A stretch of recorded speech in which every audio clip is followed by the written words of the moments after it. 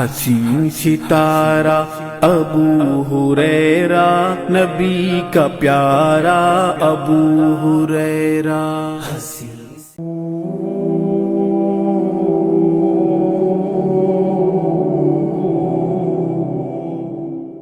الحمد للہ رب العالمین والصلاة والسلام علی رسولہ الامین وعلی آلہ وصحبہ اجمعین وعلی من تبعہم بإحسان الی یوم الدین، اما بعد۔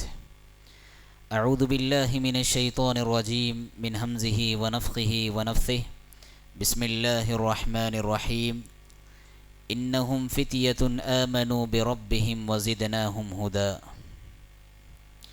محترم حاضرین و حاضرات، ہر طرح کی تعریفات اللہ رب العالمین کے لیے لائق اور زیبا ہے کہ جس نے ہم سب کو اس کے ایک پاکیزہ گھر میں جمع فرمایا، کچھ سننے اور دینی باتیں سنانے کا موقع نصیب فرمایا۔ بعدہ لاکھوں کروڑوں درود و سلام کا نزول ہو محمد عربی صلی اللہ علیہ وسلم کی ذات گرامی پر کہ آپ صلی اللہ علیہ وسلم نے رب کے دیے ہوئے احکامات کو رب کے بندوں تک کما حق ہو پہنچا دیا۔ حضرات، آج کی اس نشست میں نوجوانوں کی زندگی میں خاص طور پر وہ بگاڑ، جس بگاڑ کی وجہ سے کہ دینی اعتبار سے، اخلاقی اعتبار سے اور معاشرتی اعتبار سے نوجوان زوال کا شکار ہو رہا ہے، اس پہلو پر مختصر سے انداز میں اور مختصر سے وقت میں روشنی ڈالنے کی کوشش کروں گا۔ سب سے پہلی بات جو مجھے آپ کے سامنے رکھنی ہے وہ یہ ہے، انسانی زندگی کے کئی ادوار ہے، کئی دور سے انسانی زندگی گزرتی ہے۔ سب سے پہلا دور بچپن، لڑکپن، پھر اس کے بعد جوانی، ادھیڑ عمر، بڑھاپا، پھر موت کی منزل۔ ان سارے مراحل میں سب سے اہم مرحلہ جوانی کا مرحلہ ہوتا ہے، کیونکہ نوجوان کے اندر اس کے خون میں گرمی ہوتی ہے، کچھ کر گزرنے کا حوصلہ ہوتا ہے، بازوؤں میں طاقت ہوتی ہے۔ اور آپ تاریخ اٹھا کر دیکھیں کہ جتنے بھی انقلابات آئے زمین پر، وہ نوجوانوں کی کوششوں کا نتیجہ ہے۔ ہاں، بزرگ لوگ، ان کی سرپرستی رہی ہے، ان کی رہنمائی رہی ہے، لیکن میدان عمل میں اتر کر نتیجہ خیز انقلاب برپا کرنے میں نوجوانوں کا اہم کردار رہا ہے۔ قرآن مجید میں بھی اس حقیقت کی طرف اللہ رب العالمین نے بار بار اشارہ کیا۔ کبھی سورہ کہف کے نوجوانوں کا تذکرہ کرتے ہوئے اللہ تعالیٰ نے فرمایا، انہم فتیۃ آمنوا بربہم وزدناہم ہدی، کہ وہ چند نوجوان تھے جو اپنے رب پر ایمان لے آئے تو ہم نے ان کی ہدایت میں اضافہ کیا۔ قرآن کے اس اسلوب سے پتہ چلتا ہے کہ نوجوانوں کے اندر وقت کے جابر و قاہر بادشاہوں سے ٹکرانے کا حوصلہ ہوتا ہے، وقت کی بڑی سی بڑی آندھیوں کو موڑنے کا حوصلہ ہوتا ہے، اور وقت کی بڑی سے بڑی طاقت کا مقابلہ اور چیلنج کو قبول کر کے اس کے سامنے سینہ سپر ہو کر کھڑے ہونے کا حوصلہ ہوتا ہے۔ یہ نوجوانی کی خون میں ہے اور یہ نوجوانوں کی خصوصیت ہے۔ موسیٰ علیہ السلام کا تذکرہ کرتے ہوئے اللہ تبارک و تعالیٰ نے ایک جگہ پر ارشاد فرمایا، فَمَا آمَنَ لِمُوسَىٰ إِلَّا ذُرِّيَّةٌ مِّن قَوْمِهِ عَلَىٰ خَوْفٍ مِّن فِرْعَوْنَ وَمَلَئِهِمْ أَن يَفْتِنَهُمْ۔ فرعون، جس کا ظلم مصر کے چپے چپے میں مشہور تھا، جو اپنی زبردستی اور اپنی قاہرانہ اور جابرانہ حکومت کی وجہ سے مصر کے تخت و تاج میں معروف اور مشہور تھا، لیکن جب اسی کے پاس سے موسیٰ علیہ السلام حق کا پروانہ لے کر کھڑے ہوئے اور لوگوں کو اللہ کی طرف دعوت دی، تو قرآن کہتا ہے بوڑھے لوگ فرعون کے ظلم سے گھبرا گئے، کمزور لوگ فرعون کے جبر سے شکستہ ہو گئے، ناتوا لوگ فرعون سے خوف کھا گئے، آگے بڑھ کر اپنے ایمان لا کر فرعون کی آنکھوں میں آنکھیں ڈال کر قبول حق کا اعلان کرنے والے چند نوجوان تھے، جس کو اللہ رب العالمین نے ذریتن سے تعبیر فرمایا۔ گویا کہ وہ کہہ رہے تھے ادھر آ ستمگر ہنر آزمائیں، ادھر آ ستمگر ہنر آزمائیں، تو تیر آزما ہم جگر آزمائیں۔ تو قرآن کے اس اسلوب سے پتہ چلتا ہے کہ نوجوانی کے خون میں اللہ رب العالمین نے ایسی امنگ اور ایسی صلاحیتیں رکھی ہے، وقت کا چاہے کتنا بڑا ہی فتنہ کیوں نہ ہو، اس سے ٹکرانے کا حوصلہ یہ اپنے پاس رکھتے ہیں۔ اسی وجہ سے اسلام نے بتلایا ہے کہ نوجوانی کی جو عبادت ہے اللہ کے نزدیک جتنی زیادہ محبوب ہے، عمر کے کسی مرحلے کی عبادت اللہ کے نزدیک اتنی زیادہ محبوب نہیں۔ نوجوانی کی نمازیں اللہ کو جتنی پیاری ہیں، عمر کے کسی مرحلے کی نمازیں اتنی زیادہ پیاری نہیں۔ نوجوانی کی جو دعائیں ہیں اللہ کو جتنی زیادہ پسندیدہ ہیں، عمر کے کسی مرحلے کی دعائیں اللہ کو اتنی زیادہ پسندیدہ نہیں۔ نوجوانی کی جو تلاوت ہوتی ہے اللہ کو جتنی زیادہ منظور اور مقبول ہوتی ہے، عمر کے کسی مرحلے میں کی جانے والی تلاوت اللہ کو اتنی زیادہ محبوب نہیں۔ نوجوانی کی عمر میں صدقہ کرنے کی جو فضیلت ہے، عمر کے کسی مرحلے میں صدقہ کرنے کی اتنی زیادہ فضیلت نہیں۔ کیوں؟ اس لیے کہ نوجوانوں کے پاس چونکہ طاقت ہوتی ہے، حوصلہ ہوتا ہے، ساری کی ساری شیطانی طاقتیں اسی مرحلے میں نوجوانوں کا پیچھا کرتی ہیں۔ شیطانی جتنے بھی ہتھ کنڈے ہیں، شیطانی جتنے بھی وسوسے ہوتے ہیں، یا شیطانی جتنے بھی حملے ہیں، سارے کے سارے ہلہ بولتے ہیں تو نوجوانی کی عمر میں۔ شیطان جتنا زیادہ نوجوانوں کو ٹارگٹ کرتا ہے، اتنا زیادہ وہ بوڑھوں اور بچوں کو ٹارگٹ نہیں کرتا۔ کیوں؟ اگر معاشرے کا نوجوان بہک جائے، بگڑ جائے، شکست کھا جائے، معاشرے کو شکست سے دوچار کرنے کے لیے دو سر و طاقت کی ضرورت نہیں۔ شیطان کو یہ فارمولہ اچھی طرح یاد ہے کہ کسی بھی قوم کی ریڑھ کی ہڈی اس کا نوجوان ہوتا ہے، نوجوان کو شکست دے دو، معاشرہ خود بخود شکست زدہ ہو جائے گا۔ تو لہٰذا قابل صد تحسین ہے وہ نوجوان جو شیطان کے ہتھ کنڈوں کو سمجھے، شیطان کی چال بازیوں کو سمجھے اور شیطان کو شکست دینے میں کامیاب ہو جائے۔ ایسا نوجوان قابل صد تحسین اور قابل صد مبارکباد ہے۔ اور اللہ کے رسول صلی اللہ علیہ وسلم نے نوجوانی کی اسی عبادت کے حوالے سے ارشاد فرمایا کہ کل قیامت کے دن اللہ رب العالمین چند لوگوں کو اپنے عرش کا سایہ نصیب فرمائے گا، جس دن کے اللہ کے عرش کے سائے کے علاوہ اور کوئی سایہ نہ ہوگا۔ اس میں سے ایک آپ صلی اللہ علیہ وسلم نے فرمایا وَشَابٌ نَشَأَ فِي عِبَادَةِ اللَّهِ وَشَابٌ نَشَأَ فِي عِبَادَةِ اللَّهِ کہ جب اور بہت ساری جوانیاں برباد ہو رہی تھی ہوٹلوں کا چکر کاٹنے میں، کہ جب اور بہت ساری نوجوانیاں برباد ہو رہی تھی کلبوں میں ڈانس کرتے کرتے، جب اور بہت ساری جوانیاں برباد ہو رہی تھی نشے کی عادت میں ملوث ہوتے ہوتے، جب اور بہت ساری جوانیاں برباد ہو رہی تھی کھیل کے میدان میں، یہ ایسا نوجوان تھا جس کی جوانی اللہ کی عبادت کے سائے میں گزر رہی تھی۔ سبحان اللہ، کتنی بڑی فضیلت ہے یہ، کتنا بڑا اعزاز ہے یہ، اور اللہ رب العالمین کی جانب سے کتنا بڑا اکرام ہے یہ ایک نوجوان کے لیے جس کی زندگی کے اللہ کی عبادت کے سائے میں گزر رہی ہو، مسجدوں سے جن کی جوانیاں جڑی ہوئی ہوں، عبادتوں سے جن کی جوانیاں جڑی ہوئی ہوں، قرآن کی تلاوت سے جن کی جوانیاں جڑی ہوئی ہو، ماں باپ کی اطاعت و فرما برداری سے جن کی جوانیاں جڑی ہوئی ہو، خدمت خلق سے جن کی جوانیاں جڑی ہوئی ہو، ایسے نوجوانوں کے لیے کتنا بڑا اعزاز کہ کل قیامت کے دن جہاں کہیں کوئی سایہ نظر نہیں آئے گا، سورج 1 میل کے فاصلے پر ہوگا، اللہ رب العالمین ایسے جوان کو ساری خلقت کے سامنے بلائے گا اور اپنے عرش کے سائے تلے اسے جگہ نصیب فرمائے گا۔ اللہ تعالیٰ سے دعا کریں کہ اللہ تعالیٰ ہمارا شمار ان خوش نصیب نوجوانوں میں فرمائیں جو نوجوان کے تیرے عرش کے سائے کے حقدار ہونے والے ہیں۔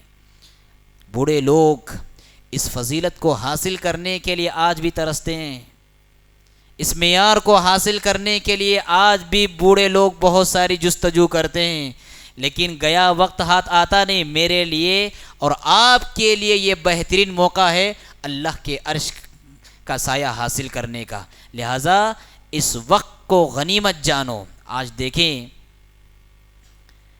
کرکٹ کا نوجوانوں کی زندگی میں ایسا بھوت سوار ہے، ایسا بھوت سوار ہے، اللہ ہماری حفاظت فرمائے اور نوجوان نسل کی حفاظت فرمائے۔ کتنا قیمتی وقت نوجوان کا، کتنا قیمتی ٹائم ہے نوجوان کا، اس کا یہ قیمتی ٹائم آج گزر رہا ہے ٹیلی ویژن کے سامنے، موبائل کے سامنے، گھنٹوں گھنٹوں میچ دیکھنے میں۔ ایک تو میچ دیکھنے میں گھنٹوں گھنٹوں گزر رہا ہے، اس کے بعد پھر وہ میچ پر تبصرے کرنے میں کہ فلاں نے ایسا کھیلا، فلاں نے ایسا کھیلا، فلاں نے سنچری بنائی، فلاں ہار گیا، فلاں نے بالنگ ایسی کی ویسی کی۔ ایک تو میچ دیکھنے کے بعد گھنٹوں گھنٹوں اس پہ تبصرے کرنا۔ کیا آپ کی جوانی اتنی ارزاں اور اتنی سستی ہے کہ لہویات اور لغویات میں اس کو یوں ہی ضائع کر دیں؟ آج کے دن کتنے نوجوانوں نے آج کھلاڑیوں کے حوالے سے اسٹیٹس رکھے ہوئے کہ ان کو کامیابی ہوئی، ان کو کامیابی ہوئی۔ آپ کو کیا فائدہ ہوا اس سے؟ آپ کو کیا فائدہ ہوا اس سے؟ ارے اللہ کے بندے، اللہ کے چہیتے بندے تو وہ ہیں وَعِبَادُ الرَّحْمَنِ الَّذِينَ يَمْشُونَ عَلَى الْأَرْضِ هَوْنًا وَإِذَا خَاطَبَهُمُ الْجَاهِلُونَ قَالُوا سَلَامًا وَالَّذِينَ يَبِيتُونَ لِرَبِّهِمْ سُجَّدًا وَقِيَامًا وَالَّذِينَ يَقُولُونَ رَبَّنَا اصْرِفْ عَنَّا عَذَابَ جَهَنَّمَ إِنَّ عَذَابَهَا كَانَ غَرَامًا إِنَّهَا سَاءَتْ مُسْتَقَرًّا وَمُقَامًا۔ اللہ نے اپنے چہیتے بندوں کی شناخت یہ بیان فرمائی ہے وَإِذَا مَرُّوا بِاللَّغْوِ مَرُّوا كِرَامًا، جب ان کی زندگی میں لغویات آتی ہیں نظر انداز کر کے لائٹ لے کے گزر جاتے ہیں۔ آج ہے اب ہمارے اندر وہ خوبی؟ جی آج ہمارے اندر وہ خوبی ہے کہ جس چیز کا نہ دین کا فائدہ نہ دنیا کا فائدہ ہماری زندگی کے لیے اتنی امپورٹنٹ چیز بن گئی، اتنی اہمیت والی چیز بن گئی، وہ جوانی کی قدر و قیمت سے آج بہت سارے نوجوان غافل ہیں۔ جوانی کے مرحلے کی کیا قیمت ہوتی ہے، جوانی کے مرحلے کا کیا مقام ہوتا ہے، اور جوانی کے مرحلے کا کیا رتبہ ہوتا ہے۔ آپ صلی اللہ علیہ وسلم نے ایک حدیث میں ارشاد فرمایا کہ کل قیامت کے دن اللہ رب العالمین ہر بندے سے سوال کرے گا۔ کتنے سوال؟ 5 سوال۔ کتنے سوال کریں گے؟ 5 سوال اللہ رب العالمین ہر بندے سے کریں گے، اور مجھے بھی جواب دینا ہے، آپ کو بھی جواب دینا ہے۔ اس میں سب سے پہلا سوال عن عمرہ فیما افنا، 60 سال ہم نے تمہیں دیے تھے، 70 سال ہم نے تمہیں دیے تھے، 80 سال ہم نے تمہیں دیے تھے، بتاؤ پوری عمر کا تمہیں جواب دینا ہے آج، اور جب تک تم جواب نہیں دو گے آج تمہارا قدم ہٹنے والا نہیں۔ اس کے بعد دوسرا سوال ہوگا وَعَنْ شَبَابِهِ فِيمَا أَبْلَاهُ، جوانی کہاں گزاری؟ جوانی کیا اپنی خواہشات کی غلامی میں گزاری؟ جوانی کیا نائٹ کلبوں میں گزاری؟ جوانی کیا فلمی اداکاروں اور کرکٹروں کے پیچھے گزاری؟ جوانی کیا عاشقی کے چکروں میں گزاری؟ جوانی کیا لغویات اور بیکار چیزوں کے مصروفیات میں گزاری؟ وَعَنْ شَبَابِهِ فِيمَا أَبْلَاهُ، عمر میں جب کہ جوانی کا مرحلہ آ گیا، سب سے پہلا سوال عمر کے بارے میں، اور عمر میں جوانی کا مرحلہ آ گیا، اس کے باوجود بھی جوانی کا الگ سے کوشچن وَعَنْ شَبَابِهِ فِيمَا أَبْلَاهُ، بتاؤ جوانی کہاں گزاری؟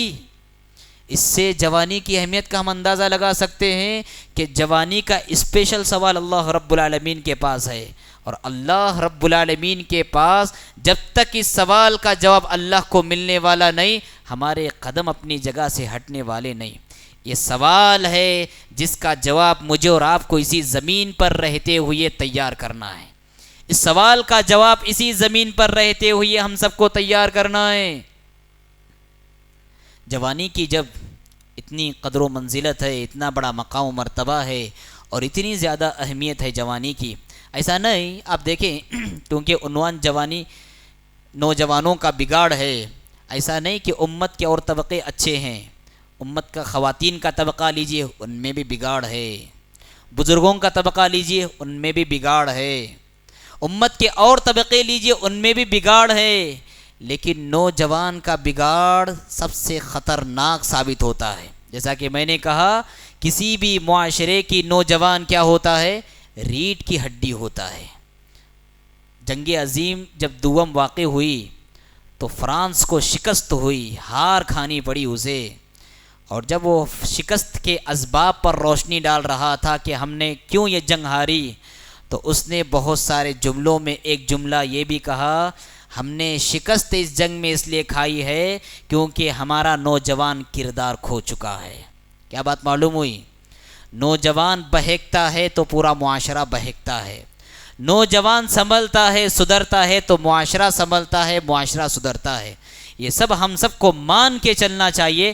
نوجوان اگر سنبھل جائے، سدھر جائے، معاشرے کی ترقی میں دنیا کی کوئی طاقت رکاوٹ نہیں بن سکتی، اور جس معاشرے کے نوجوان بہک جائیں، بگڑ جائیں، اس معاشرے کو تنزلی کے گھڑے میں گرانے سے دنیا کی کوئی طاقت بچا بھی نہیں سکتی۔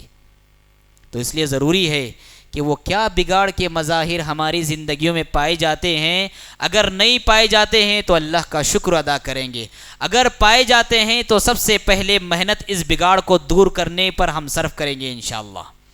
سب سے پہلا اور بڑا بگاڑ وہ یہ ہے، ماحول کی وجہ سے آج نوجوانوں کی اکثریت فکری ارتداد کے لہر کی زد میں ہے۔ فکری ارتداد کسے کہتے ہیں؟ فکری ارتداد، ایک ارتداد کا مطلب یہ ہوتا ہے اسلام چھوڑ کر کسی دوسرے مذہب میں چلے جانا، یا پھر اسلام چھوڑ کر بے دین ہو جانا، اسے کہتے ہیں ارتداد۔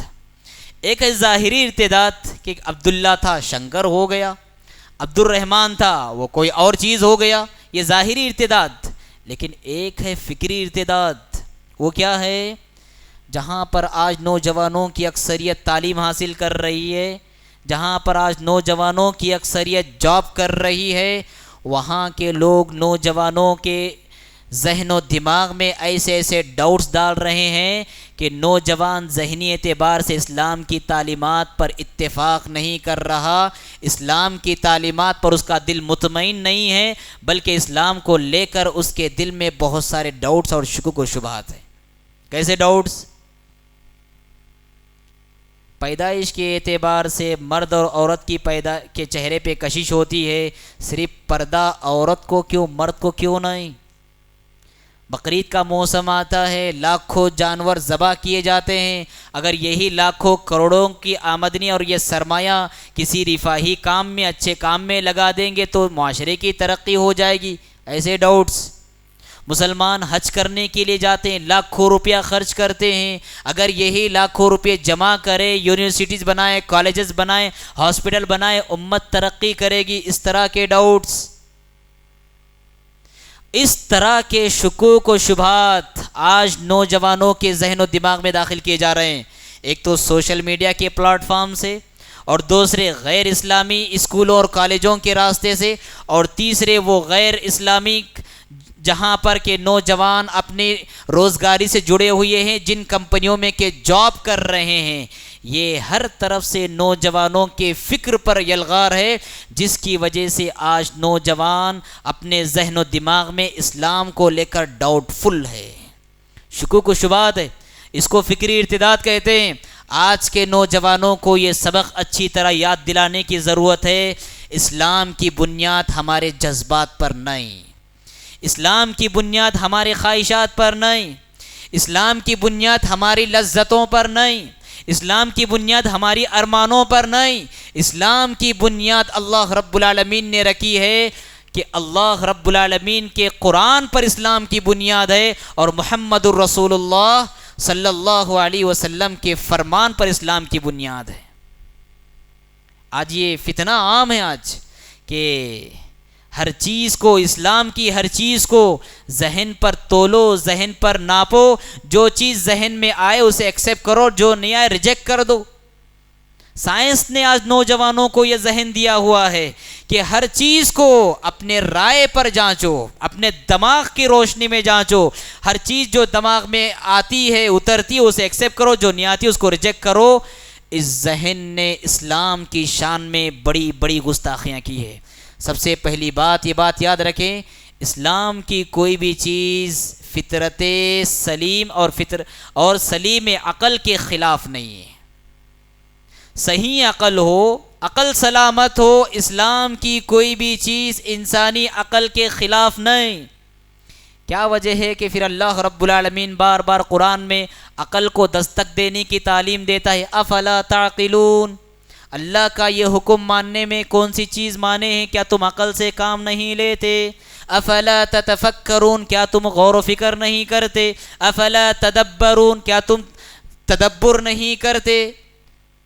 تو معلوم ہوا کہ اسلام کی کوئی بھی تعلیم انسانی جو عقل صحیح ہے، جس کی عقل صحیح سلامت ہے، جس کی عقل کو شیطان نے اپنا گرویدہ نہیں بنایا، جس کی عقل کو معاشرے نے گمراہ نہیں کیا، اور جس کی عقل کو فلمی اداکاروں نے گمراہ نہیں کیا، جس کی عقل کو جدید مفکرین نے گمراہ نہیں کیا، جن کی عقل صحیح سلامت ہے، اسلام کی کوئی تعلیم فطرت سلیمہ کے مخالف نہیں ہے۔ اور دوسری بات، امام ابن تیمیہ رحمۃ اللہ علیہ نے بہت پیاری بات کہی ہے۔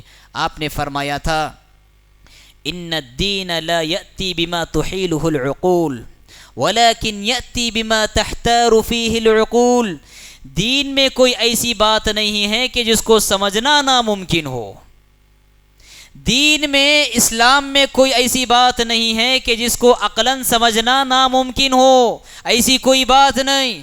ولیکن یأتی بما تحتار فیہ العقول، لیکن دین میں ایسی باتیں ضرور ہیں جن کو سمجھنے کے لیے عقلیں حیران رہ جاتی ہیں۔ غیبیات کا جتنا بھی معاملہ ہے، عذاب قبر کا لے لیجئے، جنت و جہنم کا لے لیجئے، اور آخرت کے مراحل جتنے بھی ہیں، یہ سارے کے سارے مراحل ایسے مراحل ہیں جہاں پر عقل کی سرحدیں ختم ہوتی ہیں، وہاں سے یہ غیبیات کا معاملہ شروع ہو جاتا ہے۔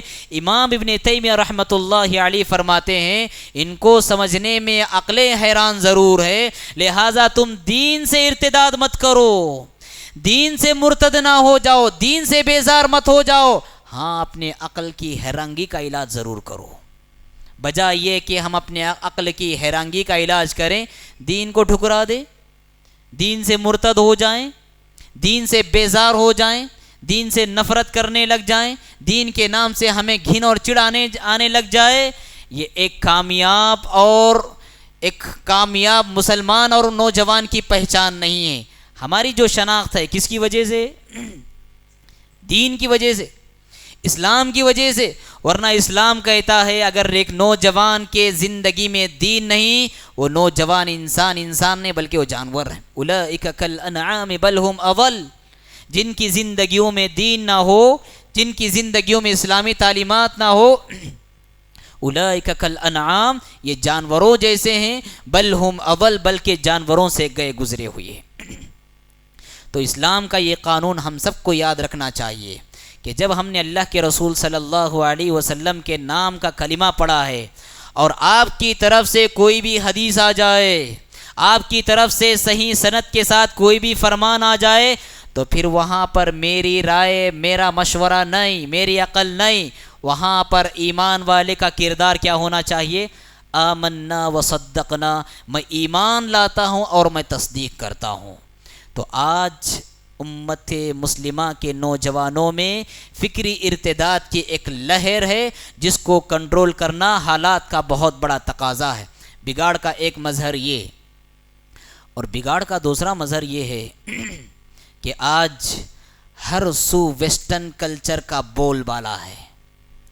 مسلم معاشرے میں کہہ لیجئے یا مسلم کنٹریز میں کہہ لیجئے، ہر جگہ غیر اسلامی تہذیبیں، ہر جگہ ویسٹرن کلچر، ہر جگہ یورپی کلچر، اس کا ہر جگہ ماحول اور بازار گرم ہم سب کو نظر آتا ہے، جس کا اثر یہ ہوا کہ ایک مسلمان کے، ایک نوجوان کے جو بالوں کا اسٹائل ہونا چاہیے اسلامی طرز زندگی کے مطابق، آج وہ نہیں۔ آج کسی فلمی اداکار کے ہیئر اسٹائل کی روشنی میں ایک نوجوان اپنا ہیئر اسٹائل بناتا ہے، آج کسی یورپین کی طرح نوجوان اپنا لباس زیب تن کرتا ہے، آج کسی فلم میں اداکار یا کرکٹر یا گلوکار یا فنکار یا کسی کھلاڑی کی طرح نوجوان بات کرتا ہے. صبح و شام دیکھ لیجئے معمولات زندگی، طرز زندگی. آج نوجوانوں کی اکثریت ویسٹرن کلچر کے رنگ میں رنگی ہوئی ہے، ویسٹرن کلچر کا پورا نمونہ بنی ہوئی ہے. آپ صلی اللہ علیہ وسلم نے ایک پیشن گوئی دی تھی، ایسا ہونے والا ہے، اور آج ہماری آنکھیں دیکھ رہی کہ ایسا ہو چکا. کیا دی تھی اللہ کے رسول نے پیشن گوئی؟ آپ نے فرمایا تھا لَتَتَّبِعُنَّ سَنَنَ مَنْ كَانَ قَبْلَكُمْ حَذْوَ الْقُذَّةِ بِالْقُذَّةِ حَتَّى لَوْ دَخَلُوا جُحْرَ ضَبٍّ لَدَخَلْتُمُوهُ قَالُوا يَا رَسُولَ اللَّهِ الْيَهُودُ وَالنَّصَارَى قَالَ فَمَنْ. آپ نے فرمایا بہت قریب ہے وہ زمانہ جس زمانے میں کہ تم اپنے سے پہلے والے لوگوں کے نقش قدم پر چلو گے. صحابہ کرام نے پوچھا اللہ کے رسول نے فرمایا یہاں تک کہ بالشت بالبالشت ان کی پیروی کرو گے. پھر آپ نے فرمایا یہاں تک کہ اگر وہ کسی بجو کے سوراخ میں داخل ہو جائے، گوہ کے سوراخ میں داخل ہو جائیں، ایک جانور کے سوراخ میں داخل ہو جائیں، تم اتنی زیادہ ان کی نقالی کرو گے، ان کی پیروی کرو گے کہ تم بھی ان کے نقش قدم کی پیروی کرتے ہوئے اس بجو کے سوراخ میں داخل ہو جاؤ گے. صحابہ کرام نے پوچھا الیہود والنصارى، اللہ کے رسول آپ جن لوگوں کی اتباع کی جائے گی ان کے بارے میں جو بات کر رہے ہیں کیا یہ نسلیں، یہ قوم یہود و نصارہ ہے؟ آپ نے فرمایا وہ نہیں تو اور کون. آج یہ حدیث بالکل اس زمانے پر پوری طرح فٹ آ رہی ہے. یہود و نصارہ کی روش پہ آج بہت سارے نوجوان چل چکے ہیں. صبح سے لے کر شام تک پوری معمولات زندگی آپ دیکھ لیجئے، لیل و نہار دیکھ لیجئے، صبح و شام دیکھ لیجئے، ان کے کھانے کا انداز، ان کے لباس پہننے کا انداز، یہاں تک کہ اسلامی شعار داڑھی رکھنے کا انداز پورا ویسٹرن کلچر کے رنگ میں رنگا ہوا ہے. فریب وقت نے اس طرح دھوکے دیے تم کو، فریب وقت نے اس طرح دھوکے دیے تم کو کہ تم نے شوق گل پوشی میں کانٹوں پہ زباں رکھ دی. حضرات آج بہت ضرورت ہے نوجوانوں کے ذہن و دماغ میں یہ بات بٹھائیں، اسلامی کلچر میں جو اللہ رب العالمین نے اطمینان اور امن رکھا ہے، دنیا کے کسی تہذیب میں اور دنیا کے کسی کلچر میں نوجوانوں کے لیے وہ اطمینان اور وہ سکون نہیں ہے. ارے اللہ کے بندو، اللہ کے رسول سے بھی حسین و جمیل کوئی ہے جن کے چہرے کی اتباع کی جائے؟ اللہ کے رسول سے بھی پیارا اس زمین پر کوئی آیا ہے کہ جن کو چھوڑ کر ان کے مقابلے میں کسی اور کے ہم فیان ہوں؟ اللہ کے رسول صلی اللہ علیہ وسلم سے بڑھ کر بھی کوئی عظیم انسان اس زمین پر آیا ہے کہ جن کو چھوڑ کر اوروں کی نقالی میں ہم لگ جائے؟ لعمرک انہم لفی سکرتہم یعمہون. قسم میں محمد آپ کے زندگی کی یہ اپنے نشے میں بہہ کے جا رہے ہیں. جس زندگی کی قسم اللہ نے کھائی ہو عرش کے اوپر سے، اس زندگی سے بڑھ کر کسی اور انسان کی زندگی بہتر ہو سکتی ہے؟ اور جن کو ہم نے اپنے لیے آئیڈیل بنایا ہوا ہے، جن کی ہم نقالی کر رہے ہیں، بسا اوقات وہ زناکار ہے، بسا اوقات وہ بد اخلاق ہے، بسا اوقات وہ بد کردار ہے، بسا اوقات وہ شرابی ہے، بسا اوقات دنیا بھر کی ساری برائیاں اس کے اندر ہے، اور اس کو ہم نے اپنے لیے آئیڈیل اور نمونہ بنایا ہوا ہے. اور ایک طرف محمد عربی صلی اللہ علیہ وسلم کی ہستی، ان کو آپ نے نظر انداز کر دیا. اے اللہ کے رسول صلی اللہ علیہ وسلم، آپ کی اتباع ہی میں ان کے لیے نجات ہے. وَإِن تُطِيعُوهُ تَهْتَدُوا. اگر یہ لوگ آپ کی پیروی کریں گے، آپ کے نقش قدم پر چلیں گے، آپ کی لائی ہوئی تعلیمات پر عمل کریں گے، آپ کی سنائی ہوئی باتوں پر یہ عمل کریں گے، آپ کے لائے ہوئے قانون کے مطابق زندگی گزاریں گے، آپ کے اسوے کی روشنی میں اپنی زندگی کو ڈھالیں گے، وَإِن تُطِيعُوهُ تَهْتَدُوا. تو تب یہ لوگ جا کر ہدایت پائیں گے. ہدایت محصور کی ہے اللہ رب العالمین نے آپ صلی اللہ علیہ وسلم کی اطاعت و فرما برداری کے ساتھ. لہٰذا ویسٹرن کلچر کا ہمیں نمونہ نہیں بننا ہے، ہم سب کو اسلامی تہذیب کا پاسدار اور اسلامی تہذیب کا نمونہ بننا ہے. اس کی ایک شکل آج دیکھیں، آج اردو زبان بولتے ہوئے لوگوں کو شرم محسوس ہوتی ہے. اس کے مقابلے میں ایک نوجوان انگریزی بولتے ہوئے بڑا فخر محسوس کرتا ہے.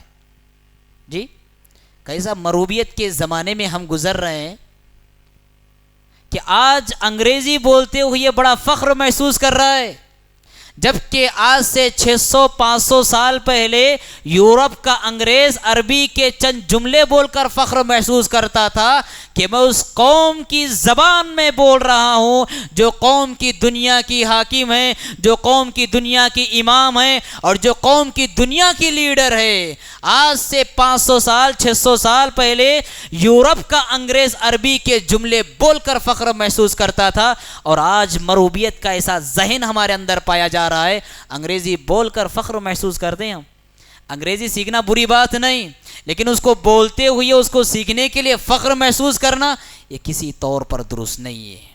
لہٰذا ہمارے لیے سب سے پیاری تہذیب وہ تہذیب ہے جو اللہ نے آسمان سے زمین پر اتاری ہے. ہمارے لیے سب سے بہترین اور پیارا کلچر وہ کلچر ہے جو اللہ رب العالمین نے قرآن کے ذریعے ہم سب کو دیا ہے. اس سے بہتر اور اس سے برتر ہماری نگاہوں میں کوئی تہذیب نہیں ہونا چاہیے، ہماری نگاہوں میں کوئی کلچر نہیں ہونا چاہیے.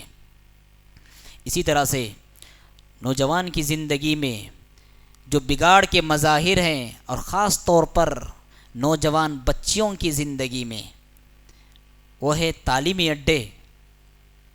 آج تعلیمی جتنے بھی یونیورسٹیز ہیں یا کالجز ہیں، ان میں کی اکثریت آج یہ تعلیمی ادارے ارتداد کے اڈے بنے ہوئے ہیں. دیکھ لیجیے آپ، وہ زمانہ چلا گیا جس میں کہ ایک مسلمان بچی کے ساتھ بیٹھ کر تعلیم حاصل کرتی تھی، یا پھر مسلمان بچی اور مسلمان بچہ ہو بیٹھ کر تعلیم حاصل کرتی تھی. وہ زمانہ چلا گیا. کون سا زمانہ یہ؟ مسلمان بچی غیر مسلم کے بازو بیٹھ کر تعلیم حاصل کر رہی ہے. آج یہ وہ زمانہ ہے. یقیناً اس زمانے میں مسلمان بچیوں کے اندر تعلیم کو لے کر ایک اچھی بیداری پیدا ہو رہی ہے، اچھا شعور پیدا ہو رہا ہے اور اچھا جذبہ پیدا ہو رہا ہے. لیکن اس کے ساتھ ساتھ مسلمان بچیوں کے اندر ارتداد کی ایک لہر پیدا ہو رہی. کیا ہوگا؟ ایک مسلمان بچی ہو اور اس کے بازو غیر مسلم بچہ ہو، پڑھتے پڑھتے آپس میں گفتگو ہوگی، گفتگو کے بعد نمبرات کا تبادلہ ہوگا، اس کے بعد سوشل میڈیا پر گفتگویں ہوں گی، پھر اس کے بعد یہ منزل کہاں پر ختم ہو جائے گی؟ دونوں کا نکاح ہو جائے گا، شادی ہو جائے گی دونوں کی، اور پھر ارتداد کا گڑھا. کتنا پر خطر معاملہ ہے یہ، آپ کتنا سنگین معاملہ ہے یہ اس زمانے کا، جس زمانے میں کہ اکثر و بیشتر یونیورسٹیز اور کالجز ارتداد کے اڈے بنے ہوئے ہیں. اور اس میں سب سے بڑے مجرم کون ہیں؟ سب سے بڑے مجرم ماں باپ مجرم ہیں، سب سے بڑے. جن کو اس بات کی فکر ہے کہ میری بیٹی اچھی لائر بن جائے، جن کو اس بات کی فکر ہے کہ میری بچی اچھی انجینئر بن جائے، جن کو اس بات کی فکر ہے اچھی ڈاکٹر بن جائے، اس بات کی فکر نہیں کہ میری بچی آیا اسلام پر ثابت قدمی ہے یا نہیں، اس بات کی چندہ فکر نہیں کہ میری بیٹی کے اخلاق محفوظ ہے یا نہیں، اس بات کی فکر نہیں کہ میری بیٹی کے پاکیزہ دامن پر کہیں کوئی دھبا تو لگا ہوا نہیں، میری بیٹی جوانی کی حفاظت کر لے جا رہی ہے، نہیں، اس بات کی کوئی فکر نہیں. کیا اس سے بہتر نہیں کہ ایک مسلمان بچی ان پڑھ جی اور ان پڑھ مرے؟ بہت بڑے مجرم ایسے ماں باپ، اللہ کے پاس بہت بڑے خاطی ایسے ماں باپ، اللہ کے پاس بہت بڑے گنہگار ایسے ماں باپ جن کو اپنی بچیوں کی بس دنیا آباد کرنے کی فکر ہے، آخرت آباد کرنے کو کوئی فکر نہیں. اللہ کے پاس بہت بڑے پاپی ایسے ماں باپ. اور اس میں ہماری بھی ایک ذمہ داری بنتی ہے. وہ ذمہ داری کیا ہے؟ وہ ذمہ داری یہ ہے، اگر ہم معاشرے پر اپنا اثر و رسوخ رکھتے ہیں، معاشرے پر اپنا ایک پاور رکھتے ہیں، ہماری ذمہ داری بنتی ہے کہ معاشرے کو ایسے کالجز فراہم کریں، ایسی یونیورسٹیز فراہم کریں جہاں پر مسلمان بچیاں اپنے عقیدے کی حفاظت کے ساتھ ساتھ اپنی عزت و آبرو کی حفاظت کے ساتھ تعلیم حاصل کریں. معاشرے کے سرکردہ لوگ، معاشرے کے رئیس لوگ اور معاشرے کے بااثر شخصیات کی ان کی بہت بڑی ذمہ داری ہوتی ہے. ان مسجدیں بنانے کی بڑی فکر ہوتی ہے، ہاسپٹلس بنانے کی بڑی فکر ہوتی ہے، فلاں فلاں ادارے قائم کرنے کی بڑی فکر ہوتی ہے۔ اس دور کا یہ بہت بڑا تقاضا ہے کہ ایسے یونیورسٹیز اور ایسے کالجز بنائے جائیں جہاں پر مسلمان بچیاں پردے میں رہ کر با پردہ ہو کر اپنے توحید کی حفاظت کے ساتھ ساتھ اپنی آبرو کی حفاظت کے ساتھ تعلیم حاصل کریں۔ ہمارا مسئلہ یہ ہے، ہمارا رونا یہ ہے کہ ہمارے پاس پیسہ نہیں۔ مسلمانوں کے اگر آپ کو دولت مندی دیکھنا ہے یا دریا دلی دیکھنا ہے، مسلمانوں کے شادیوں میں دیکھو آپ، مسلمانوں کی شادیوں میں دیکھو آپ، پانی کی طرح دولت کا دریا بہے گا ان کے پاس۔ جی سادگی سے نکاح کرو اللہ کے بندو، سادگی سے نکاح کرو، بجائے یہ کہ آپ فنکشن ہالوں میں 5-5 لاکھ اڑائیں، 10-10 لاکھ اڑائیں، شادی کے نام پر کروڑوں کا پیسہ پانی کی طرح بہائیں۔ کیا اس سے بہتر نہیں ہے کہ آپ ایک کالج کھولیں اور اس میں 100 بچیاں پڑھتی ہو، گویا کہ آپ 100 بچیوں کی عزت و آبرو کی حفاظت کر رہے ہیں۔ 100 بچیوں کی عزت و آبرو کی حفاظت کرنا مطلب 100 خاندان کی عزت و آبرو کی آپ حفاظت کر رہے ہیں۔ عہد کرو انشاءاللہ، نکاح کریں گے سادگی کے ساتھ، وہاں پر جو پیسہ ہم کو بچانا ہے بچائیں گے، اور مسلم نوجوان بچیوں کی ترقی کے لیے اور ان کی کامیابی کے لیے، ان کی عزت و آبرو کی حفاظت کے لیے اور ان کی دین کی حفاظت کے لیے قدم ہم اٹھائیں گے انشاءاللہ۔ تاریخ میں آپ کا نام بڑی جلی حروفوں میں لکھا جائے گا کہ آپ نے ایسا انقلاب برپا کیا تھا۔ کر سکتے ہیں ہم انشاءاللہ، کر سکتے ہیں ہم انشاءاللہ، کرنا چاہیے ہم سب کو ایسے کام کہ جس میں مسلمان بچیوں کے لیے ایسے ادارے قائم کرے جہاں پر وہ اپنی آزادی کے ساتھ اسلامی حدود میں رہتے ہوئے تعلیم حاصل کرے، جہاں پر نہ کوئی غنڈوں کا شور ہو، جہاں پر نہ اوباشوں کا ڈر ہو، اور جہاں نہ ایسی فطرت بگڑے ہوئے لوگوں کا خوف ہو جہاں پر مسلمان بچیوں پر طرح طرح کے حملے کرتے ہیں۔ ایسے تعلیمی ادارے انہیں فراہم کرنا یہ وقت کی اہم ضرورت ہے۔ اسی طرح سے حضرات، مسلم نوجوانوں میں بگاڑ کے مظاہر میں ایک اہم مظہر یہ بھی ہے، سوشل میڈیا کے ذریعے مسلم نوجوان طرح طرح کی آفتوں میں مبتلا ہیں، دینی اعتبار سے بھی، جسمانی اعتبار سے بھی، اخلاقی اعتبار سے بھی، ہر اعتبار سے سوشل میڈیا جو کبھی ضرورت کی چیز ہوا کرتا تھا، آج وہ ضرورت سے بڑھ کر گناہ حاصل کرنے کی ایک چیز بن گئی، گناہ کمانے کا ایک ذریعہ بن گیا سوشل میڈیا۔ کیا ہو رہے ہیں نوجوانوں کی آج جو راتیں ہیں، بند کمرہ ہے، کوئی دیکھنے والا نہیں، چیٹنگیں ہو رہی ہیں، کس سے ہو رہی ہیں اپنے ضمیر سے پوچھیں۔ سانگ سنے جا رہے ہیں، کیسے سانگز ہیں، کیا کیا دیکھ رہے ہیں اپنے ضمیر سے بس پوچھیں، کیا کیا دیکھ رہی ہیں ہماری آنکھیں، ہمارے ضمیر سے پوچھیں۔ اللہ کے رسول صلی اللہ علیہ وسلم نے ارشاد فرمایا، قیامت کے دن کچھ لوگ ایسے آئیں گے جن کی نیکیاں اتنی عظیم ہوگی جتنے عظیم کے تہامہ کے پہاڑ ہیں، پہاڑوں جیسی نیکیاں لائیں گے وہ، لیکن اللہ رب العالمین ساری نیکیوں کو راکھ بنا کر اڑا دے گا، ہوا میں اڑا دے گا اللہ رب العالمین۔ صحابہ اکرام نے کہا اللہ کے رسول کون ہے وہ؟ آپ صلی اللہ علیہ وسلم نے فرمایا وہ تمہارے طرح ہی ہیں، بس اوقات تہجد کی نماز پڑھنے والے بھی ہیں، عبادت گزار بھی ہیں، لیکن ان کا بڑا پرابلم یہ ہے اذا خلوا بمحارم اللہ انتہکوها، جب تنہائی میں ہوتے ہیں، جہاں انہیں دیکھنے والا کوئی نہیں، جہاں ان کی سننے والا کوئی نہیں، یہاں پر ہوتے ہیں تو اللہ کی حرمتوں کو پامال کر دیتے ہیں۔ ہر نوجوان کو یہاں پر ٹھہر کر اپنے نفس کا جائزہ لینا ہے۔ یستخفون من الناس ولا یستخفون من اللہ وهو معهم، لوگوں سے ڈرتے ہیں ہم کہ اللہ سے ڈرتے نہیں، کہ حالانکہ اللہ ہمارے ساتھ ہے۔ اگر ایک نوجوانوں کا احساس یہ ہو جائے مجھے اللہ دیکھ رہا ہے، یہ احساس اگر نوجوان کی زندگی میں تازہ ہو جائے، ہر گناہ سے بچ جائے گا، ہر گناہ سے بچ جائے گا۔ بس مجھے اللہ دیکھ رہا ہے، اللہ مجھے سن رہا ہے، اللہ میری شہرت کے زیادہ قریب ہے، یہ احساس اور یہ ایمان پیدا ہو جائے، نوجوان بڑے بڑے گناہوں سے آزادی سے چھٹکارا پا سکتے ہیں۔ لہٰذا سوشل میڈیا کو ایک ضرورت کے وقت، آج دیکھیں 5 گھنٹے 6 گھنٹے ہماری زندگی کا زیادہ تر وقت سوشل میڈیا کو ہم دیتے ہیں، لیکن کیا اتنا وقت ہم اللہ کے دین کے لیے دیتے ہیں؟ قرآن کی تلاوت کے لیے کیا بار بار ویسا واٹس ایپ چیک کرتے ہیں؟ قرآن کی تلاوت کے لیے جس طرح ہم قرآن کی تلاوت کرتے ہیں اور دوسری طرف واٹس ایپ کی تلاوت کرتے ہیں، تو جس انداز میں ہم واٹس ایپ کی تلاوت کرتے ہیں کیا اس انداز میں قرآن کی تلاوت ہوتی ہے؟ ہرگز نہیں۔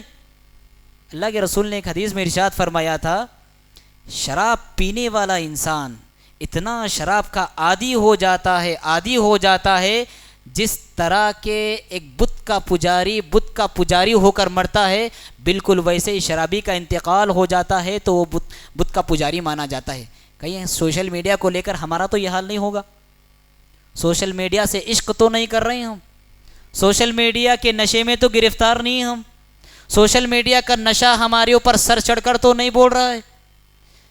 اس بات کا احساس مجھے بھی ہونا چاہیے اور ہم سب کو ہونا چاہیے۔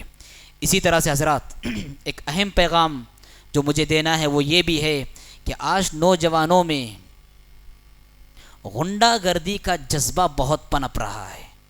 ہر علاقے میں غنڈہ عناصر نوجوان پائے جا رہے ہیں، کسی کو دھمکانا، ہتھیار دکھا کر کسی کو ڈرانا اور بسا اوقات خون کر دینا۔ آج جس زمانے کی پیشن گوئی اللہ کے رسول نے دی تھی کہ قیامت کے قریب کثرت حرج ہوگا، ہر جگہ حرج نامی بیماری عام ہوگی، صحابہ کرام نے پوچھا اللہ کے رسول حرج کیا ہے؟ آپ نے فرمایا القتل القتل، قتل و غارت گری کا بازار گرم ہوگا۔ اور آج دیکھیں مسلمان کو قتل کر رہا ہے، مسلمان کو قتل کر رہا ہے۔ کتنے واقعات ہیں، کوئی عاشقی کے چکر میں مبتلا ہو کر کسی کا قتل کر رہا ہے، کوئی کسی کے اوپر دولت اور پراپرٹی کے بھوت سوار ہے اس کی بنیاد پر قتل کر رہا ہے، کوئی اپنی شہرت کی بنیاد پر کسی کا قتل کر رہا ہے۔ آج مسلمان کا خون جتنا سستا ہوا ہے، پانی بھی اتنا شاید سستا نہ ہو جتنا کہ مسلمان کا خون اس دور میں ارزاں ہو گیا ہے۔ اللہ کے رسول صلی اللہ علیہ وسلم نے فرمایا لَزَوَالُ الدُّنْيَا أَهْوَنُ عَلَى اللَّهِ مِنْ قَتْلِ رَجُلٍ مسلم، یہ ساری کی ساری دنیا تباہ و برباد ہو جائے، اللہ کے نزدیک چھوٹا حادثہ ہے، اس کے مقابلے میں اگر کسی مسلمان کا خون ہوتا ہے اللہ کے نزدیک بہت بڑا حادثہ ہے۔ خون مسلم کا احترام اسلام نے اتنا عطا فرمایا ہے کہ اللہ رب العالمین نے ارشاد فرمایا من قتل نفسا بغیر نفس او فساد فی الارض فکأنما قتل الناس جميعا ومن احیاها فکأنما احیا الناس جميعا۔ اسلام نے یہ تعلیم دی تھی کہ ایک کا خون کرو گے، ایک کا خون نہیں، ساری انسانیت کے خون شمار کیا جائے گا۔ ایک انسان کی جان بچاؤ گے، ایک انسان کی جان بچانا نہیں بلکہ ساری انسانیت کی جان بچانا ہوگا۔ اسلام نے ہم کو یہ سوچ دی ہے، اسلام نے ہم کو یہ فکر دی ہے، ہمارے بازوں میں جو طاقت ہے، ہمارے اندر جو پاور ہے، اس کا استعمال جان بچانے کے لیے ہونا چاہیے، جان لینے کے لیے نہیں۔ الظلم ظلمات یوم القیامہ، ظلم کرنے والے لوگ، خون کرنے والے لوگ، دوسروں کو ڈرانے دھمکانے والے لوگ کل قیامت کے دن تاریکیوں میں ہوں گے، ظلم کا اندھیرا ان کی زندگیوں میں چھائے گا، اور اللہ رب العالمین قیامت کے دن سب سے پہلے جو باز پرس کرے گا، سب سے پہلا مواخذہ جو ہوگا وہ خون ناحق کے بارے میں ہوگا۔ لہذا ہم ایسے غنڈہ عناصر، ایسے دہشت گرد اور ایسے راڈزم میں ملوث انسانوں اور نوجوانوں سے اپنے آپ کو بچا کے رکھیں، اپنے آپ کو سیو رکھیں۔ حضرات صلح کیا ہے، حل کیا ہے؟ تین باتیں ہیں، تین باتیں بول کر اپنی باتوں ختم کرتا ہوں۔ سب سے پہلی بات، ہم سب اس میں سے اکثریت نوجوانوں کی ہے اور بعض بزرگ حضرات بھی ہے۔ سب سے پہلا کام جو کرنا ہے وہ یہ ہے کہ جیسا ہی بچہ پیدا ہوتا ہے، پیدا ہونے کے بعد جب جوانی کی طرف آہستہ آہستہ بڑھتا ہے، اس بڑھتے ہوئے مرحلے کو غنیمت جان کر بچے کی تربیت سے غافل نہیں ہونا۔ اگر اس مرحلے میں ہم نے غفلت برتی، پھر یہ بچہ جوان ہوگا، بگڑ جائے گا، پھر اس کے بعد سدھارنا چاہیں گے، سنبھالنا چاہیں گے، ناممکن ہو جائے گا۔ سدھارنے کا وقت گزر گیا، آپ نے کسی کو سمندر میں پھینک دیا، ڈوبنے کے لیے چھوڑ دیا، اور جب ڈوب رہا ہو تب بچانے کی کوشش آپ نے کر لی؟ بہت سارا سرمایہ اور پیسہ آپ کے پاس تھا، جب لٹ رہا تھا جب آپ کو فکر نہ ہوئی، اور جب پوری طرح لٹ گیا تب آپ کو بچانے کی فکر، پیسہ حاصل کرنے کی فکر۔ بالکل ایسے ہی ہے جیسے آپ نے اگر اپنے بچے کی تربیت سے جب جوانی کی طرف بڑھ رہا ہو غفلت برتی تو ایسا ہی ضیاء ہوگا جیسے ضیاء کے جان کا ضیاء ہوتا ہے، جان کا نقصان ہوتا ہے۔ لہٰذا اس مرحلے میں ہم بچے کی تربیت کرنے سے غفلت نہیں برتیں گے، اس مرحلے میں ہم خود تربیت کریں گے۔ ہمارے اندر اتنی صلاحیت نہیں، ہم سب مسلمان آپس میں ایک دوسرے کے بھائی ہیں، سب مل کر اپنے بچے معاشرے کے اس مسلم بچے کو سنبھالیں گے۔ اگر معاشرے کے افراد نہیں سنبھال سکتے، امت کے علماء اس بچے کو سدھارنے کی کوشش کریں گے۔ سب سے پہلا کام یہ، اور دوسرا کام یہ ہے کہ تربیت کریں گے، لیکن تربیت کیسے کریں گے؟ ہمارے پاس تربیت مطلب کیا ہے؟